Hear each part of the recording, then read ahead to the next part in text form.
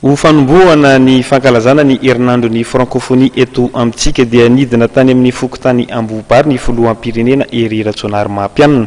Fambolekazo sy fanatanterahana asa ho fanatsarana ireo foto-drafitr'asa any an-toerana no tanterahana nandritra izany. Ao anatin'ny fanomezan-tanana no anatanterahana ny fampandrosoana ny firenena ho ny filoham-pirenena Hery Ratsonary Mahampianina raha nanokatra tamin'ny fomba ofisialy ny fankalazana ny herinandro ny francophonie tany amin'ny fokontany Ambobary, commune Ambalavao, district Antananarivo Atsimondrano izy tamin'ity marain'ity. Tamin'izany indrindra no nentiny nanatanterahana asa maromaro toy ny fanomboana ny asa fanamboarana ny sekoly any an-toerana.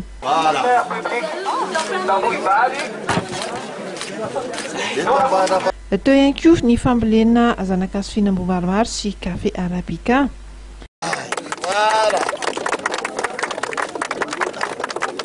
Nararotany ben'ny tanàna tao Ambalavao ity ihany koa no fandalovan'ny filoham-pirenena mba hangatahana ny ametrahana ny poste avancé ny Zandalmarie.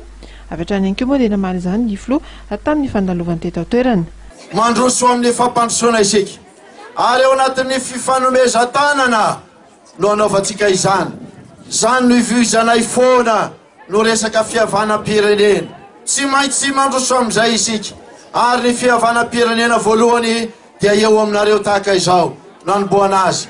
Za mina amin'ity androany ity fa maro ianareo no maheno izany, na ny ankizy, na tanora, na ray aman-dreny, olom-pirenena volana isika ny ampandrosony eto aminareo eto amin'ity fokontany sy commune ity. Volana isika ny ampandroso a Madagasikara ary ho tanteraka mihitsy ange zay voasoratra eto amin'ny banderole ity manao hoe angavao ho fampandrosoana ny Madagasikara no ataontsika amin'ity androany ity. Akoatr'izay dia notolorana fitaovana ihany koa ny sekoly amin'ity fokontany Ambobary ity ho fanampiana ireo ray aman-dreny. Fiteny famaly moa izy ty topoka lasy topoka vavy ka raha mbokatra isika no tsy ampy le fandrimpahalemana dia mety tsy ho feno le izy.